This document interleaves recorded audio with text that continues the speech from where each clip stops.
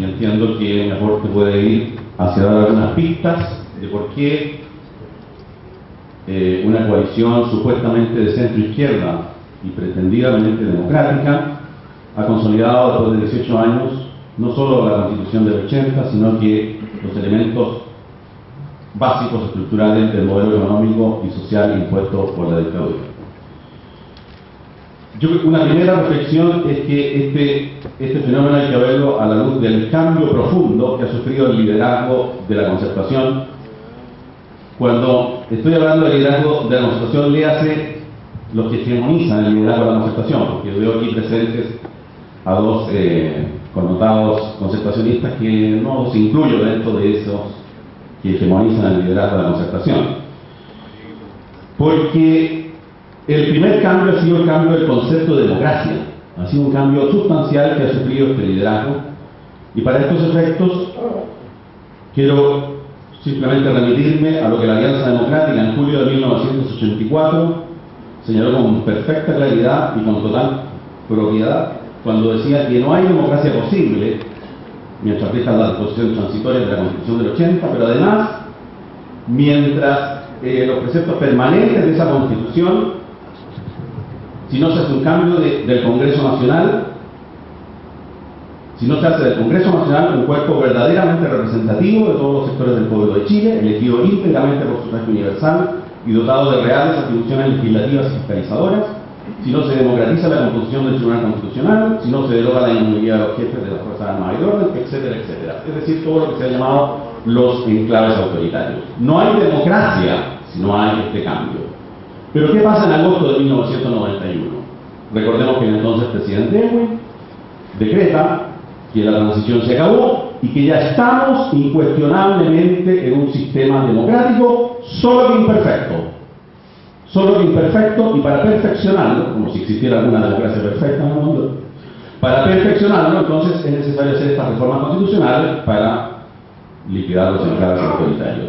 Esto es, porque ¿qué cambio hubo entre marzo de 1990 y agosto de 1991 en este sentido? Ninguno. Lo que cambió fue el discurso y la concepción de este liderazgo en el sentido de reconocer el carácter democrático pero imperfecto de la Constitución del 80, ya en 1991. Y esto explica por qué nunca hubo una urgencia posterior en hacer estos cambios que efectivamente se han propuesto, pero nunca fueron los elementos principales de las campañas presidenciales, parlamentarias, etcétera, etcétera, de la Concertación. ¿Por qué? Porque ya la Concertación, el liderazgo de la Concertación, ya entendía que estábamos en un sistema democrático, a pesar de que estaban todos los enclaves autoritarios subsistentes hasta ese momento. ¿Cuál es la explicación de esto? Creo que no hay que ser marxista, yo no lo soy, para entender la estrecha vinculación entre lo económico y lo político. Y es aquí donde está el kit de la cuestión, en el cambio profundo de las concepciones económicas de este liderazgo. Cambio reconocido expresamente por un largo estudio de Edgardo Benninger en un libro que desgraciadamente no ha sido muy leído, escrito en 1997. ¿Qué nos dice Edgardo Benninger? Edgardo Benninger nos dice que a fines de los 80 el liderazgo de la Concertación, le hace quienes hegemonizan el liderazgo de la Concertación, experimentaron un cambio radical que lo llevó a una convergencia, esa es la palabra que usa, convergencia con la derecha en cuanto a su pensamiento económico. El punto está, y aquí lo señala expresamente Benninger, de este modo indirecto, el éxito económico posterior del régimen militar influyó significativamente en las propuestas de la Concertación, generando de hecho una convergencia que políticamente el conglomerado opositor no estaba en condiciones de reconocer. Clave. Convergencia que políticamente el conglomerado opositor no estaba en condiciones de reconocer. Y más adelante agrega, para entender cómo se pudo producir esto, la incorporación de concepciones económicas más liberales a las propuestas de la Concertación se vio facilitada por la naturaleza del proceso político en dicho periodo, de carácter notoriamente popular, limitado a núcleos pequeños de dirigentes que actuaban con considerable libertad en un entorno de fuerte respaldo de adherentes y simpatizantes. Aquí tenemos la explicación. Aquí tenemos la explicación de todo lo que viene. Y en primer lugar, del regalo que hace este liderazgo de la concertación, de la mayoría parlamentaria simple, segura que tenía de no haber cambiado una coma la Constitución del 80 en 1989. Porque pensando en que Pinochet iba a ganar el plebiscito, la Constitución del 80 le asignaba mayoría parlamentaria al futuro gobierno, teniendo mayoría absoluta en una Cámara y solo un tercio en otra. Le hace Senado, Pinochet con la minoría histórica de la derecha igual va a tener mayoría en el Senado, con los senadores designados y el sistema binominal, e iba a alcanzar a tener el tercio en la Cámara. Pero ¿qué pasó? Que perdió el plebiscito. Entonces este prospecto era favorable a la concertación, porque la concertación iba a tener mayoría parlamentaria segura en la Cámara de Diputados e iba de todas maneras a tener un tercio en el Senado, porque de los senadores primitivos, que eran 35, iba a sacar, eran 13 regiones, iba a sacar 13, un tercio de 35 en 12. O sea, la concertación tenía asegurada la presidencia de la República en el año 89, a comienzos del 89, y tenía asegurada la mayoría parlamentaria que le iba a permitir cambiar el sistema laboral, de salud, previsional, etcétera, etcétera. Evidentemente algunos cambios no podía poder hacer, los de que requerían fueron de leyes orgánicas constitucionales, pero no eran los más esenciales, curiosamente, en el sistema económico-social. Al parecer la dictadura se había equivocado en esto, en plantearlos como leyes simples y no leyes orgánicas. Pero la concertación entonces procede a regalarle la mayoría parlamentaria, algo inédito en la historia de la humanidad. Yo no creo que haya nada como esto en la historia de la humanidad, ninguna cosa más vergonzosa que esta, desde el punto de vista político, de que una coalición prefiera ser minoría a mayoría, porque no me pueden decir que fue por temor, si lo único que tenía que hacer la concertación era dejar intacta la Constitución del 80 para aprovechar esa mayoría, y por lo demás nadie, si tiene mucho temor al adversario, le va a regalar poder, puede hacer un uso más prudente de ese poder, pero no le va a regalar poder, como lo hizo la concertación. Entonces, ¿cuál es la explicación?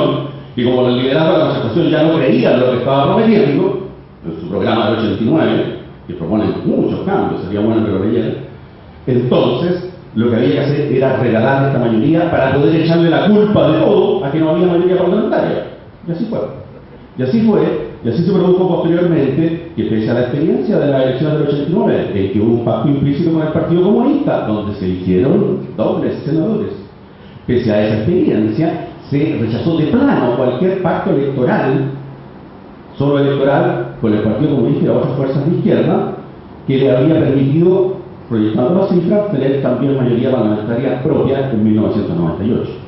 También esto nos ayuda a explicar por qué Ricardo Lagos, que adquiere mayoría parlamentaria simple en agosto de 2000, por los desafueros de Pinochet y de Francisco Javier Ramazzoli. Sí, adquirió durante un año y medio mayoría parlamentaria simple, no hizo absolutamente nada de lo que se había prometido en 1989.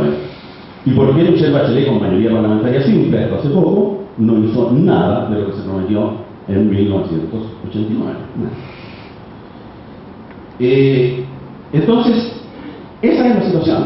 Ahora, esto además nos permite entender muchas otras cosas más.